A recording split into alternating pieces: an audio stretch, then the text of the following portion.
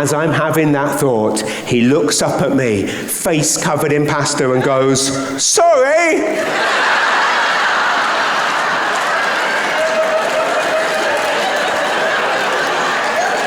I said, "Yes, we made the right move coming here."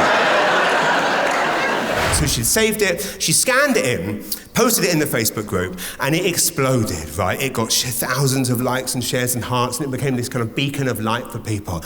And everyone was so touched by it. And Cheryl saw this love and this outpouring of joy for this post, and she said, "You know what, Sintra, we should try and find the baby. I bet they'd love to see this picture, this note that their mum wrote when they were born." And Sintra said, "Don't be ridiculous, Cheryl, that will never happen. We will never be like finding a needle in a haystack."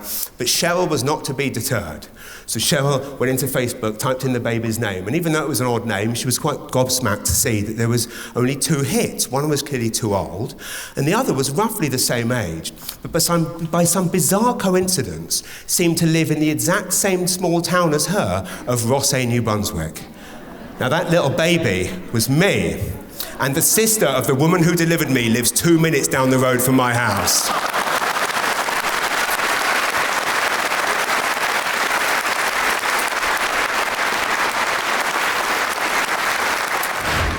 So I will tell you this, if there's one message or moral that I think I have generally in life, I object to people complaining about their lot. I think a lot of what I've talked about over the years here is I hate hearing people complain about life in St. John. Look around. It's a beautiful place full of beautiful people. Embrace where you live. This is what has always been my message, the thing I've wanted to celebrate, right? I now live in a place where I can wait half an hour for the Gondola Point ferry boat. Get onto the Gondola Point ferry boat. Get halfway across the water, some moron arrives 20 minutes late, we will go back to get that person,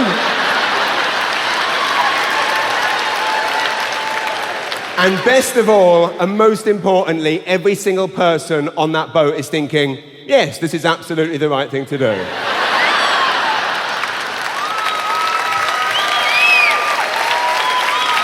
That's why I live here, right there, that's it. And he said, that's a very good rule for life and business. He said, take the thing that everybody expects you to do and do the complete opposite. That's the key to success in life. It's really, really nice talking to you, thank you.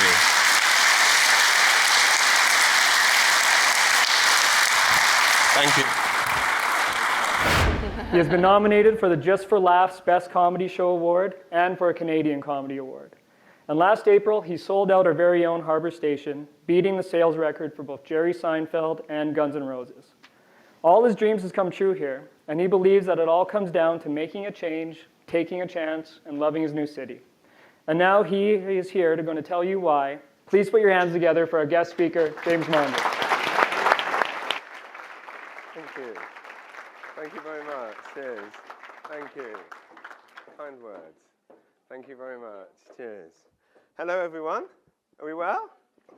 By quite a long way, the biggest gig of my, the most I'd done prior to that was about 1,500 people, and this was 4,000. And I remember being behind the curtain, about to walk out, and Mrs. Murphy's words, "Anything is possible," were in my head. I received a text message from a friend, which sounds very self-helpy, but it still resonates with me. He just texted the words, "This is what you do."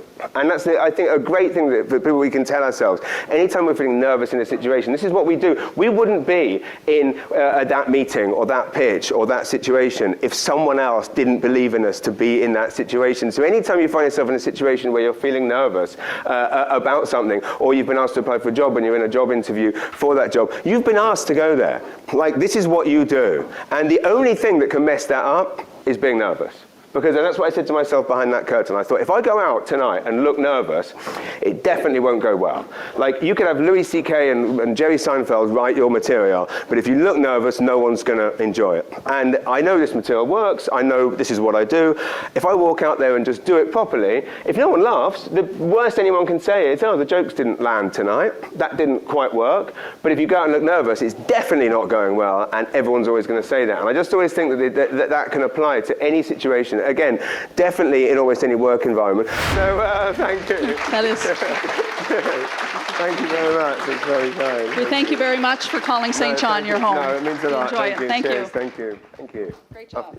It really all stems back to my childhood. I mentioned those days. I remember one specific day, or my mum reminded me of this recently, where I was picked up from school by my dad, and this particular day I'd been pushed off quite a high wall by some kids in my class, and I was really scraped up and bloodied all over, and I got in the car. My dad again didn't say anything. He was put on Paul McCartney, and I felt comforted, and I get home, and I'm crying, and my mum doesn't know what to do, and she says, when you feel like this, James, just think of the happiest day of your life. And apparently I broke her heart when I turned around and said, well, when's that going to be? And mothers know to think quickly, and she turned around and she said, well, think back to last year. What was the best day of last year? And I said, that's easy, Mum. Last summer, we went to stay with Grandma for 2 weeks in the summer, and there was that one day that it didn't rain. English holidays, right? And I couldn't believe it. I was growing up in a suburb of London, a concrete jungle of barbed wire, graffiti, no sense of community, no one knew anyone, and again, lonely, struggling with all these things.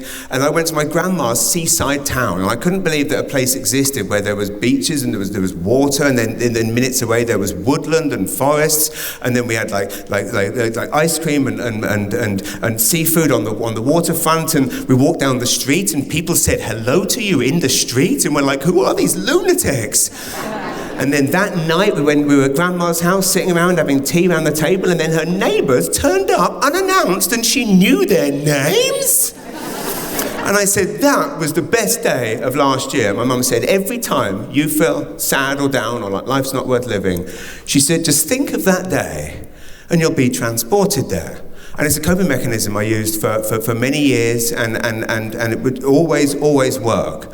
I realized that what I had to do, and the best thing I could do for my children, is take what was the one happiest day of my entire childhood and move here where I could make it my children's every day.